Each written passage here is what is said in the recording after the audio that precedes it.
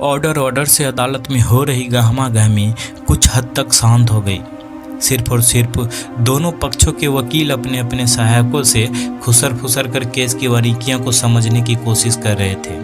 आखिर केस था ही ऐसा, पूरी की पूरी अदालत ठसाठस भरी हुई थी। 15 साल की धनिया पर अपने पिता सुखिया की हत्या पर आज फैसले का दिन था। धनिया मुजरिम के कटघरे में एक बिल्कुल शांत खड़ा था। एक कोने में बैठी धनिया की माँ पारो अपनी गंदी साड़ी के पल्ले से मुंह को छुपाए सिसक रही थी। सबके चेहरे पे चिंता की रेखाएं, मुख प्रश्न यही रहती थी कि धनिया का क्या होगा। यदि उसे सजा हो गई तो उसकी माँ का क्या होगा। लेकिन यह क्या धनिया के माथे पर सिकन तक नहीं थी। छाती फुलाए कटघरे में खड़ा है एक अजय सुकून के साथ। सुनवाई आरंभ हो। महोदय, कटघरे में खड़ा यह मासूम सा दिखने वाला लड़का धनिया बहुत ही खूंखार अपराधी है, जिसने अपने पिता सुखिया उर्फ सुखीराम वल्द शोभाराम का बड़ी बेरहमी से कत्ल कर दिया।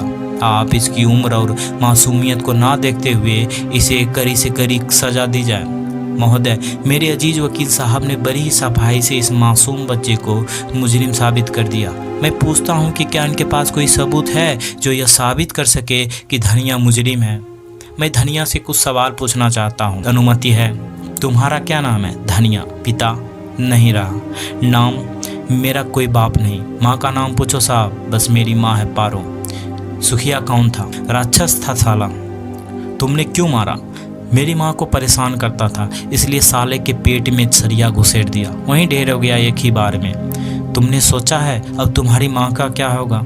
कुछ नहीं होगा साहब, पहले से आराम से रहेगी। उसके पास खुद का खोली है, जहाँ काम करती है। वो मैम साहब बहुत अच्छा है, उसको परेशान नहीं होने देगी। लेकिन बेटा, तुम ये क्यों बोल रहे हो? तुमने किसी को नहीं मारा, किससे डर के कह रही हो? उसके वकील ने फिर से समझाने की कोशिश की। मुझे बचाने की कोशिश ना करिए साहब। आपुन और आपुन की माँ बहुत गरीब है, आपका फीस नहीं भर पाएंगी। जज साहब का टाइम आपुन की खोटी नहीं करना। जज साहब, आपुन ने ही उस राक्षस को मारा है, आप जो सजा दें मंजूर होगी। वकील साहब ने अपना माथा पीट लिया और चुपचाप अपनी कुर्सी पर बैठ गए। पारो की सिसकियाँ तेज हो गई। पूरी अदालत में एक पल के लिए सन्नाटा सा छा गया जब जज साहब ने अपना निर्णय सुनाया। धनिया के इकरार जुर्म को ध्यान में रखते हुए ये अदालत इस नतीजे पर पहुंची है कि उसने एक संगीन जुर्म किया है। जो अपने पिता को मार सकता है वो समाज के लिए एक दिन आतंक का पर्याय बनेगा। इसलिए अदालत धनिया की उम्र को ध्यान में रखते हुए उसे बाल सुधार गृह भेजने का हुक्म सुनाती है। अभी वो एक कच्चा घरा है, यदि उसे सब माहौल मिलेगा तो वो एक सब नागरिक की तरह जीवन यापन करेगा। मैं ऐसा ही आशा करता हूँ। अदालत के फैसले के बाद पारो की सिसकियाँ और तेज हो गई। उसने दौड़कर धनिया को अपने सीने से लगा लिया।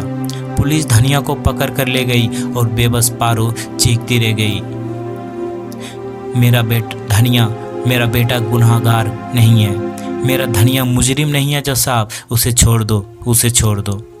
क्या हुआ पारो, क्यों चिल्ला रही हो? ये धनिया कौन है, बताओ मुझे। 8 दिन हो गए तुम्हें मेरे यहाँ काम करने आए हुए। हर रोज सोते समय तुम यही चीखती रहती हो। मैं तुम्हारे अतीत के बारे में जानना चाहती हूँ। डॉक्टर रमा ने पारो को झकझोर कर कहा। पारो ने आंखें खोल कर देखा तो सामने उसकी नई मालकिन खड़ी थी। उस समय सर्वेंट क्वार्टर में मालकिन को देखकर उसे बड़ा अचरज हुआ। मालकिन, आप यहाँ कोई काम था क्या? हाँ पारो, मुझे तुम्हारे अतीत के बारे में जानना है। अभी तुम बहुत तेज धनिया धनिया कह के पुकार रही थी। ये धनिया कौन है? तुम उसे मुजरिम क्यों कह रही थी? बताओ पारो। धनिया मेरा बेटा है मालकिन। 15 बरस की उम्र में अपने बाप को मारकर बाल सुधार गृह में सजा काट रहा है। पूरे 6.5 साल हो गए, मैं उसका मुंह तक नहीं देखा। पता नहीं कैसा होगा। बहुत प्यार करता था हमें, जिंदगी के सारे सुख देना चाहता था, लेकिन भगवान को पता नहीं कहाँ मंजूर था। सब कुछ उलट पलट गया। सिसकते हुए पारो एक ही श्वास में कहती चली गई, तू बिल्कुल भोली है पारो। मरने दे उसे। काहे का बेटा जिसने तेरा सुहाग को उजाड़ दिया, उसे तो जितनी सज़ा मिली है कम है। ऐसा मत कहिए मालकिन, वो गुनहगार नहीं है, वो निर्दोष ही सज़ा काट रहा है। ये तू नहीं, तेरी ममता बोल रही है। तू भूल जा उसे, मेरे साथ रह आराम से। नहीं मालकिन, वो मुजरिम नहीं है, उसने एक राक्षस को मारा। क्या राक्षस को मारना गुनाह है? अगर है तो हमारा भगवान भी गुनाहगार है, मुजरिम है। ये तेरा मतलब क्या है पारो? मैं अपने बापू की इकलौती संतान थी बुढ़ापे की। बापू का ब्याह ही बुढ़ापे में हुआ था। जब मैं 16 बरस की थी तभी बापू चल बसा और अम्मा किसी और के साथ चली गई। मैं बिल्कुल अकेली थी। घर के खर्चे चलाना भी मुश्किल होता जा रहा था। मेरे पास आपुन की एक खोली थी जो बापू मरने से पहले मेरे नाम कर गया था। गुजर करने के लिए मैंने अपनी आधी खोली भाड़े पे दे दी धनिया के बापू को। वो हंसमुख स्वभाव का लगभग 30 साल का गभरू जवान था। उसके साथ उसका कोई नहीं था।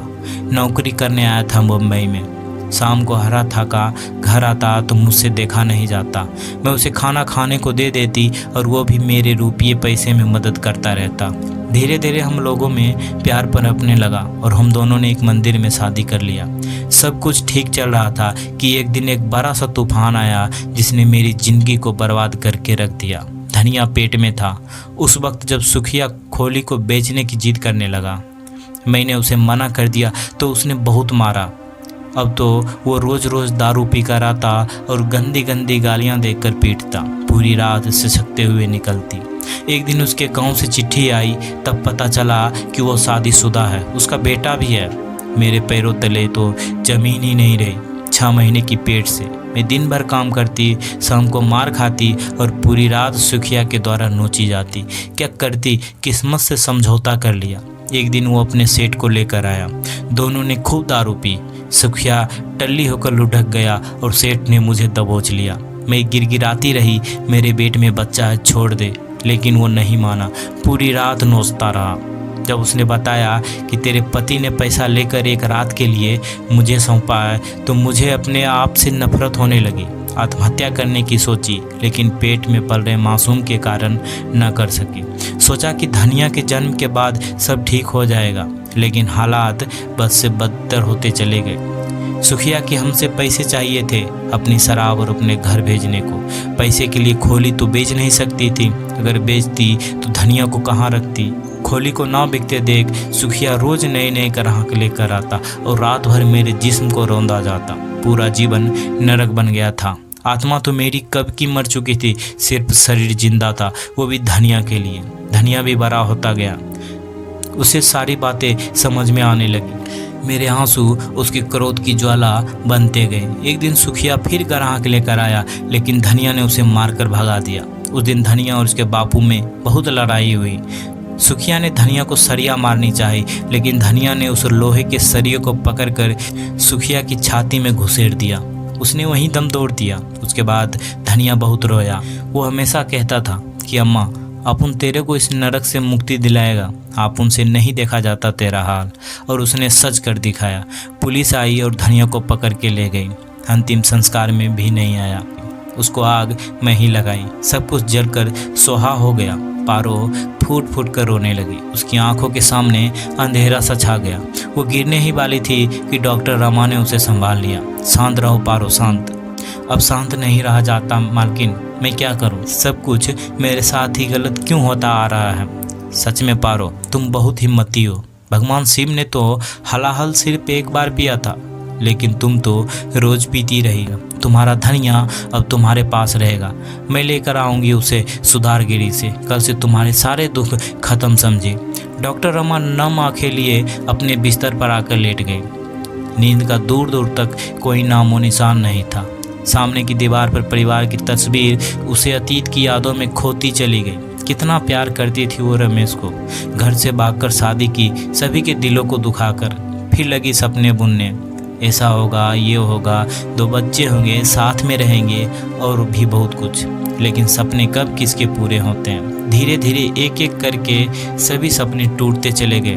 रमेश को तो मुझसे प्यार था ही नहीं। उसे मेरे डैड की संपत्ति चाहिए थी। हर रोज़ वो दबाव बनाता कि मैं उसे अपने घर चली जाऊं और वहीं आकर रहूं, लेकिन मेरी खुददारी के आगे उसकी एक न चली। छोटे छोटे झगड़ों ने कलह का रूप ले लिया। आए दिन कलेश और मारपीट। तंग आकर मैंने उससे तलाक ले लिया। उसके साथ ही ये प्यारा रिश्ता सब खत्म हो गया। कितनी समानता है मुझ में और पारों में, सब कुछ एक सा। लेकिन पारो खुद किस्मत है कि उसके पास उसका धनिया तो है। सोचते सोचते डॉक्टर रमा की आंखों से आंसुओं की धारा बह निकली। अचानक अलार्म की ध्वनि से तंद्रा को तोड़ा तो डॉक्टर रमा ने अपने आंखों को पोंछते हुए घड़ी पर नजर डाली। सुबह के 7 बज चुके थे। ऑफिस के लिए जल्दी से तैयार हुई। पारो तब तक चाय दे आई। डॉक्टर रमा ने जल्दी से चाय पी और अपना बैग उठाया। मालकिन नाश्ता खाना बना ले, अपनी पसंद का, दोपहर में आकर खाती हूँ, कहते हुए डॉक्टर रमा अपनी गाड़ी की ओर निकल गई। पारो अपने काम में व्यस्त हो गई। खाना बनाया, साफ सफाई की और बैठकर धनिया के बारे में सोचने लगी कि तभी गाड़ी का हॉर्न ने उनका ध्यान खींचा। पारो देख, मेरे साथ कौन आया है? छोटे मालिक हैं क्या? पारो ने इस लड़के की वेशभूषा देखकर कहा। नहीं पारो, पहचान तो इसे, ये तेरा अपना है, धनिया। क्या? पारो का मुंह खुला का खुला रह गया। दिल की धड़कन बढ़ गई। दौड़कर उसे सीने से लगा लिया। धनिया और पारो एक दूसरे से लिपटकर रो रहे थे। डॉक्टर रमा की आंखों को भी कुछ मोती नम कर गए। धनिया, तू कैसा है? मैं कितनी अभागी हूँ जो तुमसे मिलने तक नहीं आ सकी। तूने ही तो मना किया था ना मिलने से। लेकिन मेरी सजा। पारो ने अनगिनत प्रश्नों की बौछार लगा दी। अम्मा, ये आपकी मालकिन ही सुधारगिरी की मैम है। इन्होंने ही मुझे जैसे अभागे को अपना ममता का प्यार दिया। आज मैं पढ़ा लिखा सब इंसान हूँ। जज साहब ने सही कहा था कि मैं भी सब इंसान बन समाज में रह सकूँगा। पारो, मेरे और मेरे बेटे के लिए खाना लगाओ, एक साथ खाना है, डॉक्टर रमा ने मुस्कुराते हुए कहा।